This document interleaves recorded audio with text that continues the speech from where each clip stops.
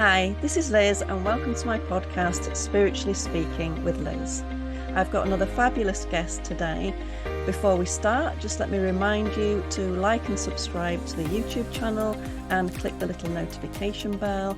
And on your podcast app, if you can share with your friends if you like, or if you click the little three dots, and that'll take you down to follow, and then you'll get little notifications whenever I post anything new. Okay, today I'm not going to disappoint you. I've got a fabulous guest. I've been obsessed with this woman since I found, I think it was May, end of May, beginning of June. And I'm going to introduce you to Marisa.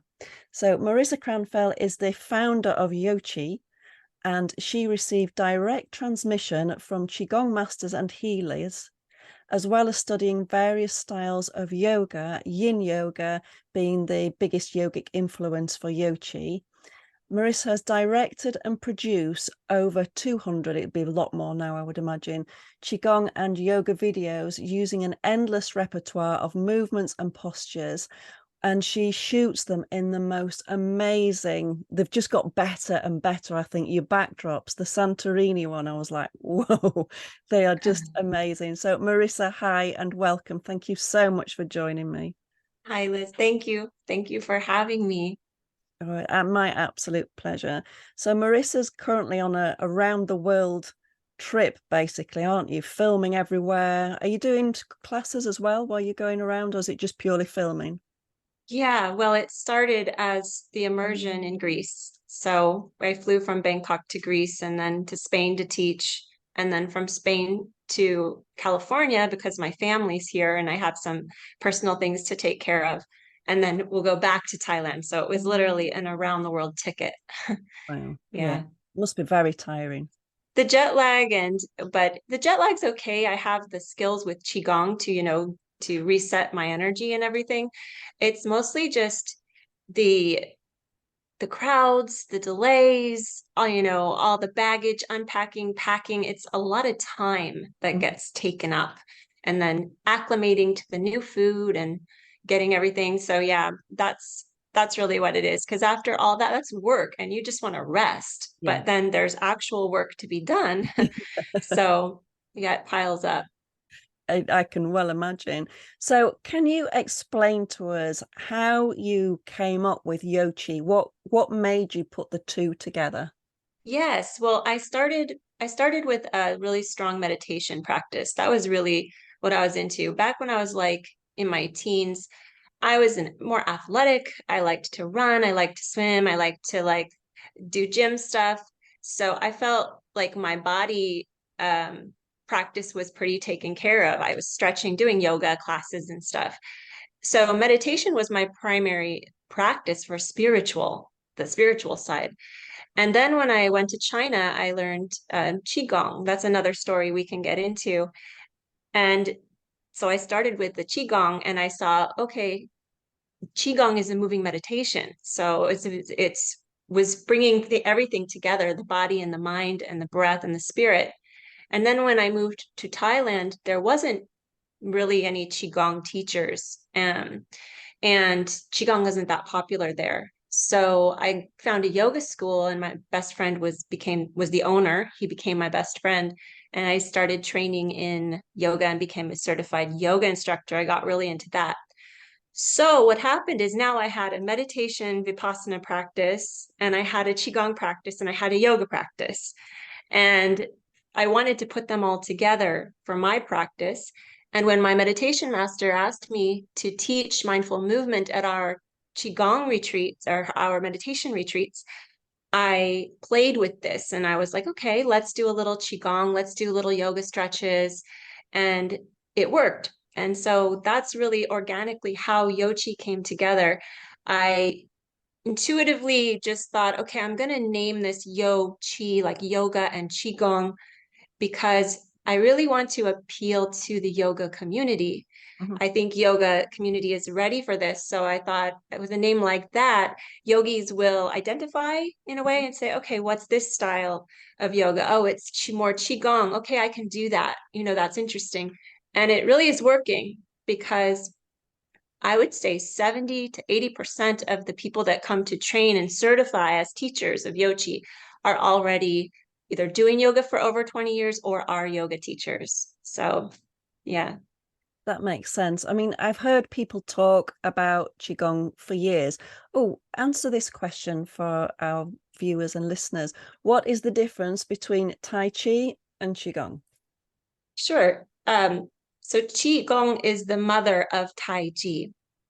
And Qigong is ancient. It goes all the way back thousands and thousands of years to the shamanic times of China, the early Taoist shamans. And they used movement and dance as a way to move energy and clear stagnation in the body. So movement was understood as health. If there's disease, that's because there's stagnation. And what you need to do is move to remove the stagnation and get the energy to flow. So Qigong was the original. It came before Tai Chi. As the years evolved, as Qigong evolved, it evolved into many different branches, you could say. So there's medical Qigong. That's when Chinese medicine took Qigong and said, okay, let's be more specific. How can we use movement to heal the liver? How can we use movement for the kidneys? And then they developed specific movements for those organs and for healing specific ailments. Now, the martial artists, they said, how can we use movement and energy to fight?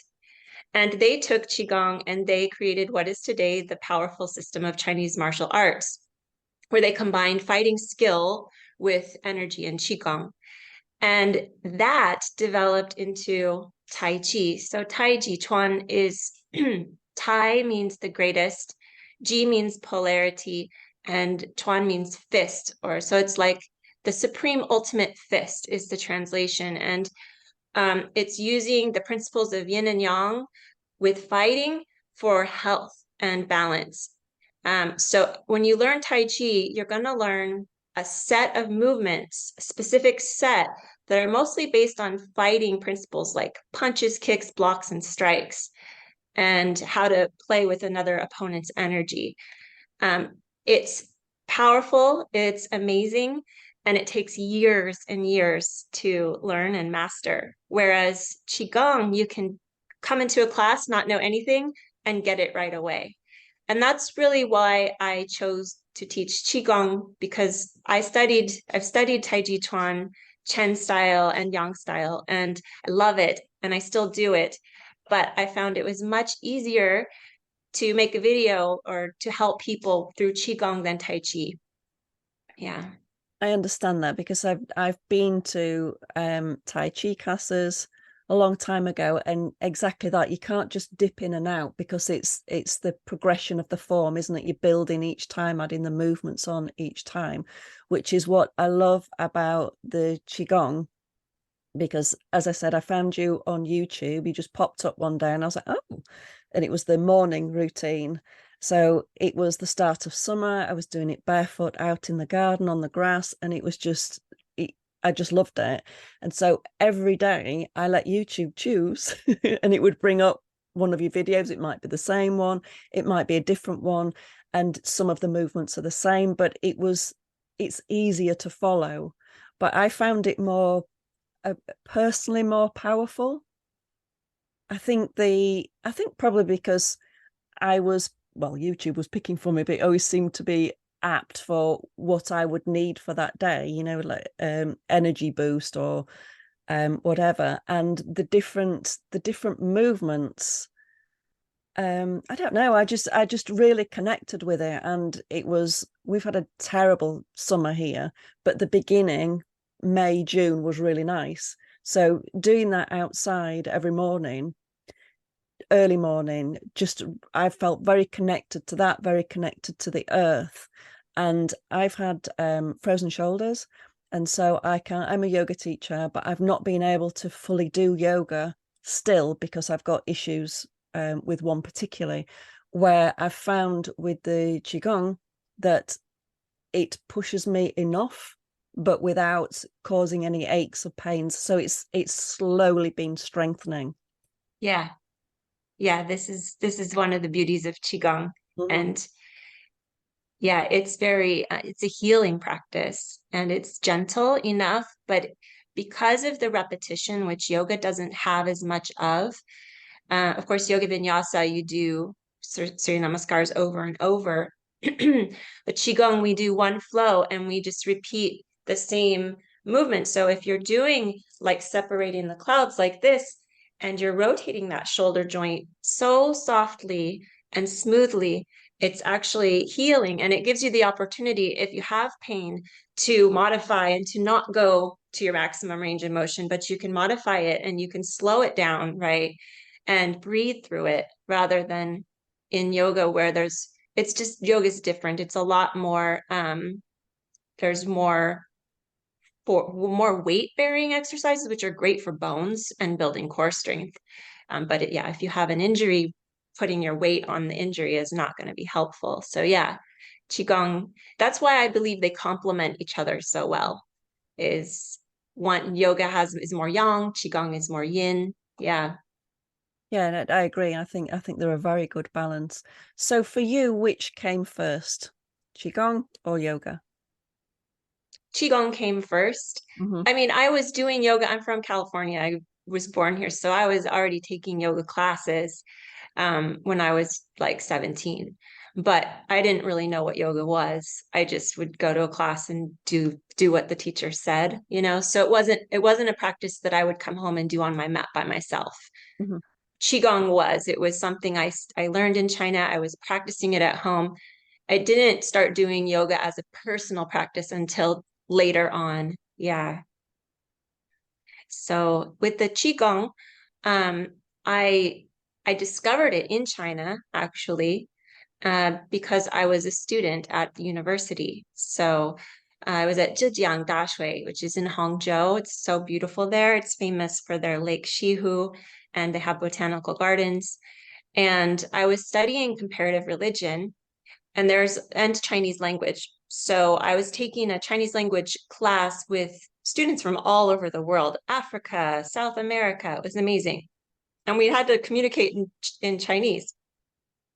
And they offered an elective Tai Chi course after class that many of us joined. But one day nobody came to the class except for me. So the Tai Chi teacher, he said, well, nobody came today, so why don't we do Qigong instead? And I was like, okay. I'd heard of it, but I hadn't done it. I'd seen it in the books. And he said, okay, let's go to the forest. And I was like, oh, okay, like with you alone in the forest. But because I was a runner, I ran that forest like often. So I knew the forest. So I was like, okay, we can go to this botanical forest. And we went, and he had me stand with the tree in the Zhanzhuang posture and face the tree. And he said, now breathe with the tree and connect to the tree. And find my posture, breathe in dantian. He got me set up, and then we just stood there for like 20 minutes together in the forest, and that was it. It was amazing, and that was what really sold me, because I was like, oh my gosh, this is my meditation practice in nature, connecting to nature and strengthening my chi, my body.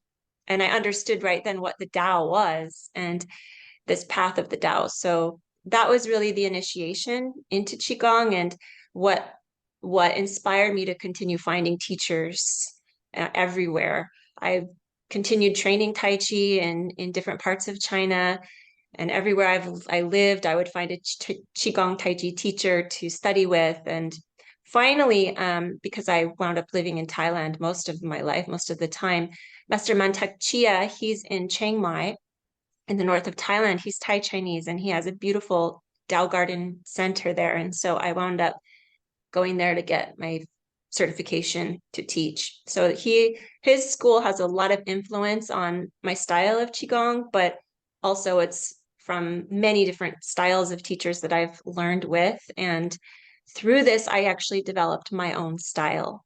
So, which is based on the YOQI method. Yeah. But all that you've done, so I've read all about who you've studied with, where, and everything. You should be 100 for all that you've done. I don't know.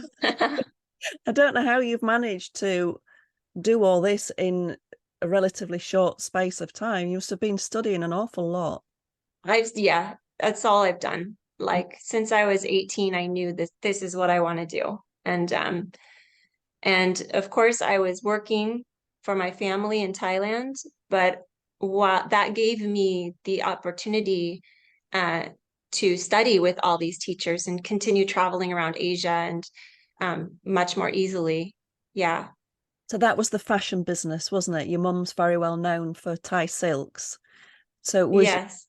so there were, for you, there was no, you felt no pull to that. There was no drive there for you. No, it was never what I wanted to do. I knew it from a child. I did not want to do that. Although I enjoyed it, and I think it was really good for learning about business, for cultivating creativity and the skills to get, to understand color, to how to, because I was doing a lot of was design and also producing, like styling the sets, the photo shoots, working with models. And so when I started making the videos for YOQI, I already had a vision of how I wanted things to look. And of course, I wanted them to be stylized and beautiful. And so that the viewer would have this experience of beauty. Because I believe that when things are harmonious, like in the Tao, they say, when things are harmonious, our Qi also feels harmonious. So when they see something beautiful, it stimulates beauty within yourself. Well, you've Yeah. had some absolutely amazing backdrops, haven't you? Yes, this is finding backdrops is probably the hardest part of the work. Yeah, I Yeah. can imagine trying to find, I mean, obviously there's thousands of places in the world, but trying to find somewhere that would connect, somewhere with fits with how you are and how what you want to bring across to people. What's your favorite sort of place? What do you look for when you're looking for new venues? What do you have in your mind? I look for clean lines. So, um, yeah, you'll often hear me say when people are scouting with me and they point out, like, what about that? I'll be like, too messy, too messy, too messy. If there's too much stuff, I like very clean. Mhm. And that's because I know that the viewer needs to see me and see my shapes and movements, but also they want to clear their mind and have everything like feel balanced. So I'll also look for balance. So if there's a rock on one side of me, there should be something on the other side to balance that rock. So yeah, we were in Spain and we were scouting on the beach and the coast south of Barcelona, that coastline. And it took all day just walking like every single beach to find like the perfect angle with the sun and then the people, because the people show up at the beach. So you Group have to of work with that. them. Yeah. Yeah, that must be actually quite hard because people, for the layperson, you just think, oh, Marissa's gone and found, she's gone to Spain, she's just found, oh, let's go on this beach, let's shoot the video. But I don't think I hadn't even thought about that either, taking all that into account. Yeah. And also the hiking in the Joshua Tree, you have to hike sometimes to get to these parts and it's hot and dry and dehydrating. I mean, there was times where I was completely sunburned, dehydrated so many times, ants biting all my feet while I'm shooting a video. I'm just being bitten Oh, by ants the whole time I'm doing the video. And yeah, it's really a hardcore training sometimes to make the videos. yeah, and but yet to see you do them, they're just so peaceful. So you put in I a love it. It's amazing. Like at the end of a video shooting day, I'm so energized from just doing Qigong and my videographer and like the people, they're just exhausted because they've just been standing in behind a camera, but I'm like, hey, let's go. Yeah. Do you ever get the crew to join in? Yeah, the videographer, he'll sometimes do the movements behind the camera just with me. Hmm. Yeah, the ones he likes. Oh, that's really nice though. So you've trained in lots of types of meditation as well, haven't you? Hmm. This was part of my education Hmm. in university. Hmm. Hmm. And what's for your daily practice? what would you, I always ask guests because I like to know this, what are your non-negotiables for your self-care that you have to do purely for Marisa, not for the viewers, not for YOQI, the website or YouTube? What is your non-negotiable daily, would you say? Um, I do self-massage a lot. So this is really, really powerful for myself to get to clear out the emotions, especially this is gonna sound, I'm a woman, so breast massage is one of the most important things for a woman to do. And I do it with the six healing sounds. So I do the six healing sounds with the massage. This and then I do a lot of core floor exercises first because to support as we age. I'm approaching 46, so as we age, we really need to start building up more muscle and core, and so I do those, and then like every day, and then I have a basic floor stretch and yoga floor stretch routine. So then I work my way up to stand, and then I do my qigong routine. Basically, like I do a little hard qigong, and then I end with the soft qigong. But I really work with the seasons and I work with the six phases. So I have the basic things that I do, but I change it up. I Mhm. change it up every season, and like in the spring, I'll do the I Ching Jing, which is the muscle tendon changing practices, and but only in the spring. So I don't do them like the rest of the year. Mhm. It's become kind of like my rituals of seasonal rituals. And it makes me look forward to those seasons. It's fun, Mhm. right? And then you can get really deep into one practice. But yeah, I would say the self massage and Vipassana meditation are like key. And those are both ways that I'm nourishing my chi because movement is important. I can go to the gym, I can go on the treadmill, anything just to get myself moving. But for balance, those are my go-tos. And Vipassana is not Qigong, it's actually Buddhist meditation. And often I stand, which is more Qigong, which is more of a Qigong thing to do, actually. So I stand in the earth facing posture with my palms facing the earth. I'll do a little bit of tree, but mostly hands here. And I could stand for an hour like that a day. And it's for me, it's everything. That's where I'm at now. That's fabulous. Can you just explain for people that don't know what Vipassana meditation is? Yeah. Vipassana is means insight. So it's seeing yourself clearly and seeing your consciousness clearly. So it's observing your mind and body. And but we use the breath as the anchor for at first in the beginning, because you need to have something to focus your mind on. Otherwise, it's just going to go all over the place. Yeah. So you start by focusing your mind on the breath. And then once you become accustomed to that, you can start to use also the body or the space around the body to focus the mind as well, or points on the body. So it progresses as you progress your practice. And eventually you reach the point where you can your thoughts will become less and less and less, so that you can now start to observe the nature of mind. And that's really where you want to get in this next stage, is where you can relax so much but have enough energy to still be awake and not fall asleep, to focus on the state of your mind. And when you get to that state, that's when lots of things start happening because energy, from a qigong view, energy starts to transform. Mhm. Yeah. So there's where magic happens and a transformation happens. So for me, often, because in daily life we carry a lot of stress, or there's a lot of stress, and it it's a huge clearing can happen in that point where, because the mind wants to shift into a higher state, and the higher vibrations, there's no stress in those vibrations, so they're like, okay, we want to take you here, but you need to dump all this out first. And so often I'll have like a huge just cortisol dump or release, and it's such a beautiful practice. And then from there you can go into the next state, which is a peaceful feeling. And that peaceful state or blissful state is also only a state. There's more beyond that, but that's the beauty of meditation, because that's where we find our calmness and inner peace, and we can program that feeling and know that that feeling's always there for us, no matter how crazy life gets and how crazy the world is. We have the power to go inside ourselves and to bring ourselves to that place. And that is powerful. You don't need to take any drugs. You don't need to have anything. You just stand and you can do it.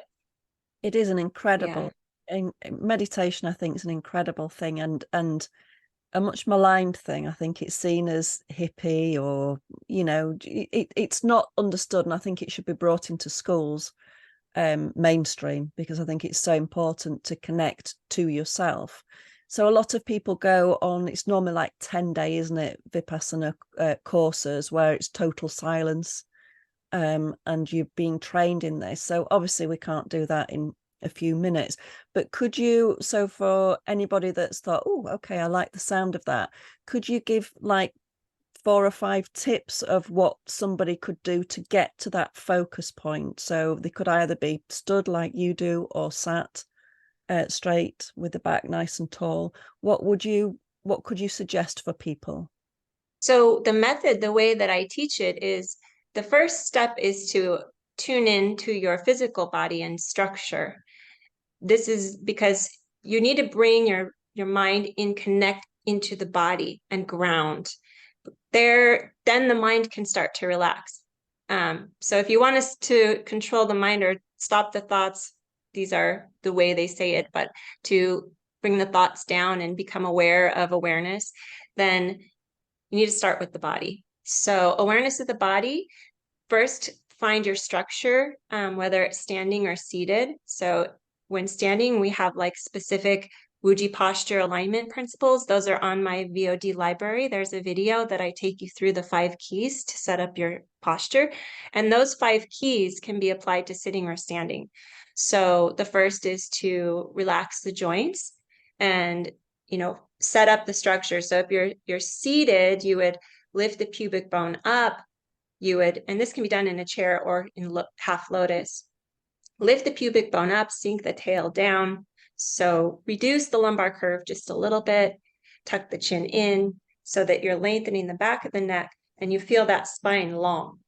And then relax all the joints. So relax the shoulders, elbows, wrists, hips, knees, ankles, everything relaxing. This is the first key. And then the second is to tune into your Taiji pole, which is the line of energy that runs through the center of the crown of your head, down the center of your body, from the pelvic floor to the earth. So you tune into this line and you feel like this pole is holding you up, connecting you to heaven and earth. And this is important because we receive energy from heaven and earth. Those are the 2 greatest forces of qi. And if you are aligned with heaven and earth, then they give you energy and support for the meditation. So you're not relying on your own energy. You're plugged in to these forces. And then the next key is to relax the chest and sink the breath into the dantian. So that's abdominal breathing. And most all meditation traditions, they will instruct that you do deep abdominal breathing because it's the natural and healthy way to breathe. And it also brings the mind into the body, and it gives your body energy. And then the 4th key is to use intent rather than force. So this is that we don't force anything in meditation, but we do have an intention. The intention is, I intend to sit, for 10 minutes or 15 minutes without distraction. I'm going to focus for 10 minutes and I'm going to be completely present. So it's bringing yourself into this complete present moment awareness. And then the 5th key is to smile. So we use the smiling energy to open the heart and again, not take ourselves seriously. And the smiling energy, it sends a message to the brain to relax and that you're safe. And it activates love, which is healing. So I've found that these 5 keys, which is what I teach, are so powerful once you set yourself up with these 5 keys, you're there, you're ready. And the meditation you just slide right into whatever technique it is. In Vipassana, we start you with the technique of watching the breath. So you just focus your mind on the belly and you notice inhale, exhale, and that's it. And how long is my inhale? How long is the exhale? The nature of the breath. Is it shaky? Is it smooth? Is the inhale longer or shorter than the exhale? You just observe. But what usually happens is after 30 seconds, the mind starts to go somewhere else. So, and it hears a noise or something happens, that takes your distraction, or you have a pain in the body and the mind goes there. So that's when the meditation becomes interesting, because now you've lost focus and you become aware of that. Okay, I heard that. But instead of attaching to the sound and starting to think something, you bring yourself back to the breath. And this can be really frustrating in the beginning because people might think, I just can't do this. Like, I just can't do this. It's so hard. My mind doesn't stop. But the more you do it and train, it's just reprogramming yourself and training your brain.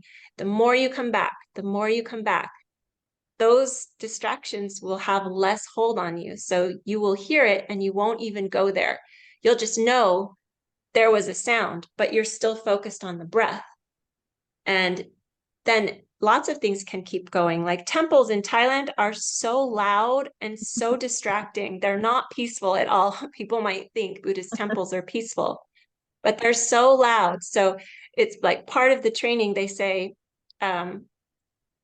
what is this saying? It's like, don't disturb the temple, like with your thoughts, right? So let it be there. And you learn how to just let all those thoughts, distractions just be there, but you stay in your breath. And this is just from training and practice. Yeah. So this is the basic That's perfect. of Yeah. Vipassana. Thank you for sharing that. I know that'll be a lot of use for a lot of people.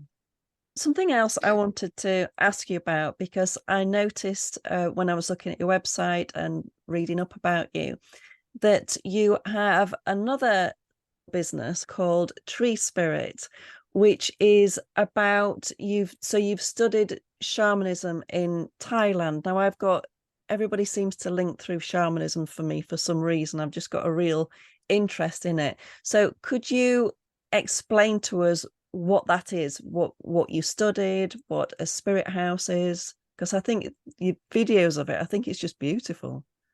Okay. Yes. From the time I was young and going to Thailand, I saw spirit houses everywhere. And of course, when you're young, they look like doll houses. And so they're so cute and pretty and magical. And I was like, I want to know what these are. And when I was studying Buddhism, even the Buddhist temples had a spirit house. But I noticed that, the monks never touched them. They stayed away from the spirit houses. So I was like, why do they have these? It's a Buddhist country, um, but then it has Hinduism as well, and then it has these spirit houses. So I dove deeper and was asking questions. And I found out, okay, this is a shamanic tradition in Thailand it's animistic, it's pre-Buddhist, it's pre-Hindu, but it also has layers of Hinduism and Buddhism that have come into the tradition as well. Because in Asia, they're quite tolerant of mixing and blending different layers of religion. And so I seeked these shamans, which I found the way to find them through friends, and then simply by going out and just every city in Thailand has a San Lak Mung, which is a city pillar shrine, which they believe is the spirit of the whole city. And this is it's like a phallic. It's like in Hindu they have these lingams, like a Shiva lingam. It looks like a phallic symbol with a lotus at the top. And this is the city pillar shrine. And so I would go to the city pillar shrine and I would ask, who is the priest that takes care of this shrine, to the caretaker? And then they would usually give me the number. Or I would go to a spirit house where they sell spirit houses. And I would ask, do you know any priests that do the ceremony? Because if somebody goes shopping to buy a spirit house, they need to have a priest to install it on their land. So in Thailand, they believe that every piece of land has a spirit, and we are just guests on the land. And these spirits they were here before us. They're ancient. And so you must give them a place to live on the land. Otherwise, they're going to come in your house and they're going to bother you, and they can cause a lot of problems. But if you give them a place to live and you appease them and communicate with them, they can actually help you and protect you and take care of you. So this is the belief behind it.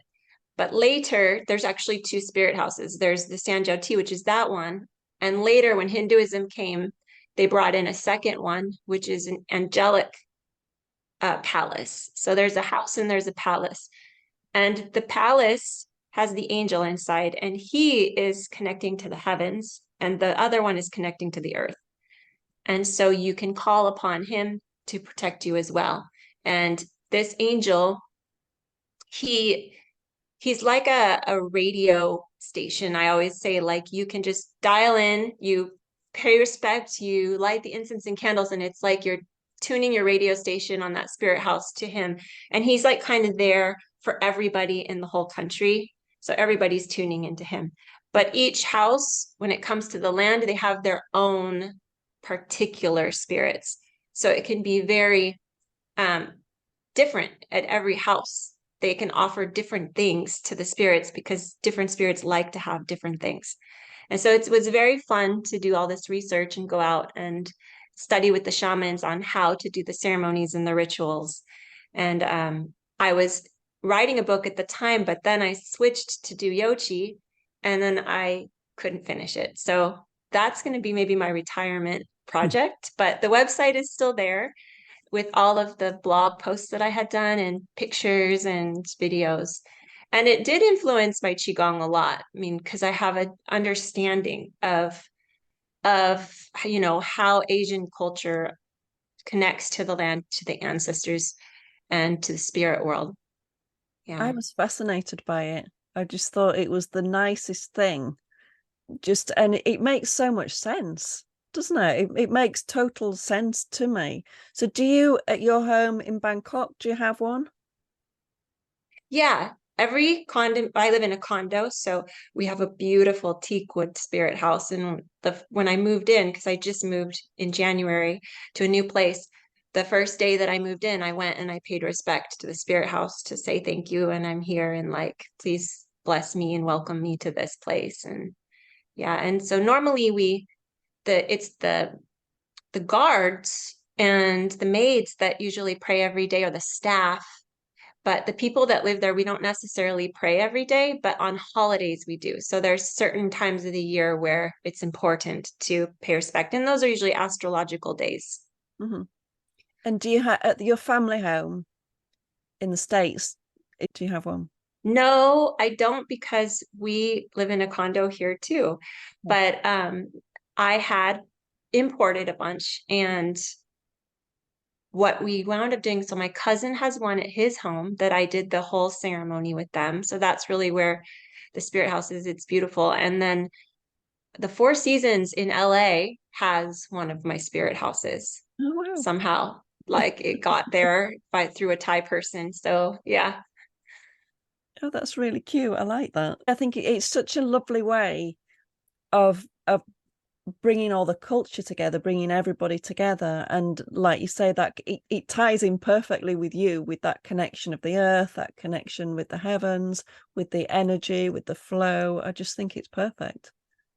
Yeah. And I think one thing I was trying to promote through it was also tourists to Thailand, when they come, they don't understand what they are. And also, everyone, when you go to Thailand, you really should visit the San Lakmung of Bangkok, the spirit of Bangkok, the center where that spirit resides, and pay respect and just say thank you for blessing my trip, for welcoming me in this country. And, you can make a wish. And it's just a really nice thing to do. And they have a whole section of different angels that watch over Bangkok and the country, and it's quite powerful. I think it sounds a beautiful thing to go and visit and to pay your respects. Oh, Marisa, thank you so much for joining me. I've absolutely loved our time together. And I love hearing all about these different aspects and how you've brought them all together. And guys, I invite you to check out Marisa on YouTube. So I'll put all the details below, but your channel is it just called YOQI, or is it Marisa YOQI? You can Google YOQI, YOQI on YouTube, and it will come up, but it's YOQI dot Yoga and Qigong is the full title. And Okay. then we also have a video on demand library. That's where there's over 200 more videos that aren't on YouTube. And that's just a monthly fee and a payment. We have different payment plans as well. And then there's the online course. If you're interested in really going deep, you can even become an instructor or just take it for your own information. It's very extensive course. Yeah, that's Yeah. brilliant. But I invite you guys to check her out on YouTube and on Instagram as well, because the pictures are just stunning, I think. And you've got reels as well, haven't you? But then the pictures as well. But it's a real feast for the eyes, and it's an instant karma, I think. Now you just look at it and like relax Mm. and feel the flow of it. Thank you. Oh no, thank you. Again, thank you for joining us. And guys, thank you so much for joining me. And I'll be back again soon with another fabulous guest. Take care, and I'll see you soon. Bye.